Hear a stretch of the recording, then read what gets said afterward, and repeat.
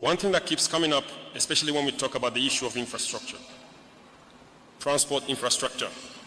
And as I was just telling some authorities, this is a crucial problem throughout Burkina. We don't have enough roads, we have very few roads, and the few roads that do exist are deteriorating. So this is an observation we've made. The road networks are suffering a lot. That's why we decided to launch the Fasomebo initiative, which is only just beginning. But the goal is to equip each region with a road construction brigade. And the first brigades have arrived, as you have seen.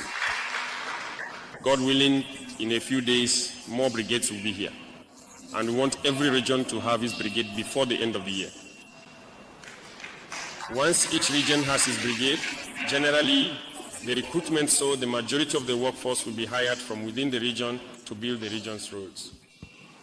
So I invite you to fully embrace this initiative, to take ownership when your brigade arrives, and to do everything possible so that it can quickly build as many roads as you wish.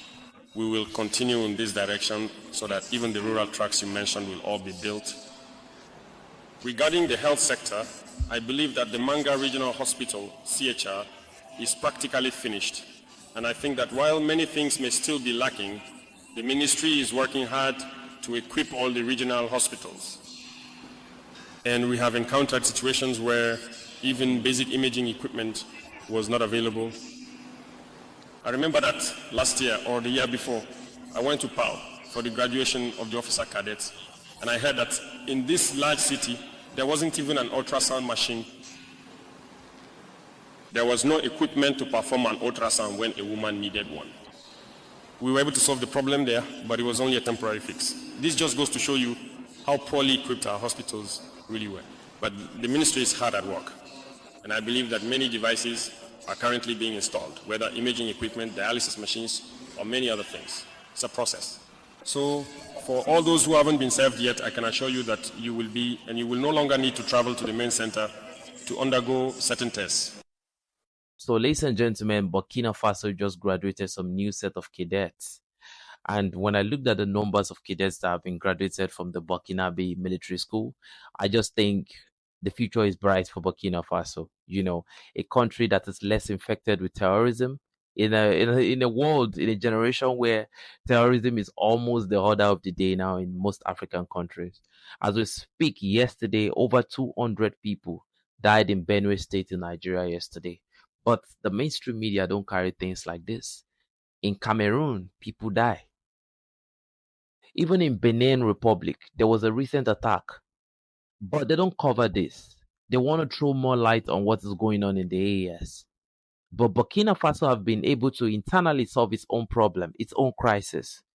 You know, I keep telling people, but a lot of people think I don't want to put more shine on other states and all of that. I keep saying that Ibrahim Traoré is not just a military leader. That dude is a master tactician. When you're fighting somebody like that, you need to be very, very careful. It's not enough for you to have the capacity to fight against somebody that's mentally equipped. Ibrahim Traoré is very, very intelligent. So it will be difficult for any terrorist organization or any group of bandits to say they want to fight a nation like that. He understands the pillar of revolution. He understands the tool you have to have in the toolbox before you can say that you want to emancipate yourself from the whims and caprices of the colonialists. Number one thing he did is to have a very strong and robust military, well remunerated, well trained, well educated. So he also is going in the direction of infrastructural development. He's also approaching education the right way. In a generation where most graduates in Africa only know theories but less practical, go and look at the new educational initiative in Burkina Faso right now. They're already introducing kids, young kids, to the practical basis of what they want to become from a very young age. And that's the true systematic direction of a proper education. Man, it's incredible. And today, when you look at the number of troops I call them troops already because there's the young cadets that will be deployed into the theater of combat that will later become, an experienced, soldier. And looking at that number, the Air Force, the infantries, looking at the number of troops that the Burkinabe, convocated today, I just think, man, this country is ready. This country is ready. They are not just ready for today. They are ready for tomorrow. They are ready for next tomorrow. They are ready for next week, next month. They are ready for years to come. Because it is how important they are taking the military. You have to take the military extremely important if you want to maintain peace, stability, and even development in your country. Man, Burkinabe is just the beacon of revolution. I keep saying that. And I think I'm very, very right about it. Captain Ibrahim Traoré actually graced the occasion where he actually honored one of their fallen heroes who actually graduated from the same military college, where they talked about his dedication, his discipline, and his professionalism to discharging his duties for the nation. His name is Maxim Zuma. They actually spoke a lot about him, and they said he fell in 2022 in the theater of combat while fighting terrorism. The Malian armed forces are really, really inflicting a lot of losses on these Azawad militias. And according to the information we have, this is Algerian-backed Tuareg, insurgents.